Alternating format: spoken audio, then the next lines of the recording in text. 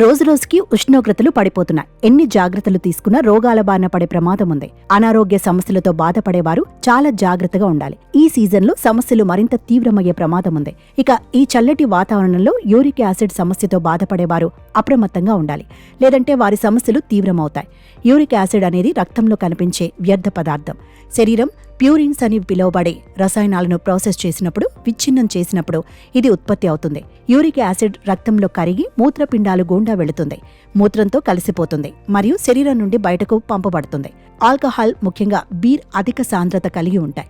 ఇవి తాగితే uric acid స్థాయిలు అధికంగా పెరుగుతాయి. ఆల్కహాల్ శరీరం నుంచి యూరిక్ యాసిడ్ యొక్క తొలగింపును నిరోధిస్తుంది. అంతేకాకుండా శరీరంలో దాని స్థాయిలను పెంచుతుంది. ఆల్కహాల్ తాగటం వల్ల కాలేయం డ్యామేజ్ అయ్యే ప్రమాదం ఉంది.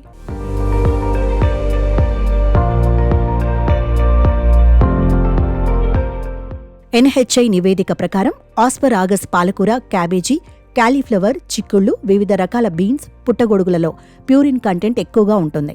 యూరిక్ యాసిడ్ సమస్యతో బాధపడేవారు ప్యూరిన్ ఎక్కువగా ఉండే ఆహారం తీసుకుంటే పరిస్థితి మరింత దిగజారే ప్రమాదం ఉంది. అందుకే వీటిని ఎక్కువగా తినకూడదని నిపుణులు హెచ్చరిస్తున్నారు. ఎనర్జీ డ్రింక్స్ అధిక మొత్తంలో చక్కెర, కృత్రిమ స్వీటనర్లను కలిగి ఉంటాయి. వీటిని తాగటం వల్ల శరీరంలో యూరిక్ యాసిడ్ స్థాయిలు పెరుగుతాయి. దీంతో కీళ్ల నొప్పుల సమస్య, కిడ్నీలో రాళ్ల సమస్యలు పెరుగుతాయి. ఈ డ్రింక్స్తో పాటు ప్యూరిన్ అధికంగా ఉండే కొన్ని ఆహారాలకు కూడా దూరంగా ఉండాలి. తేనె, స్వీట్స్, రెడ్ మీట్, పప్పులు వంటివి రాత్రిపూట తినకూడదు.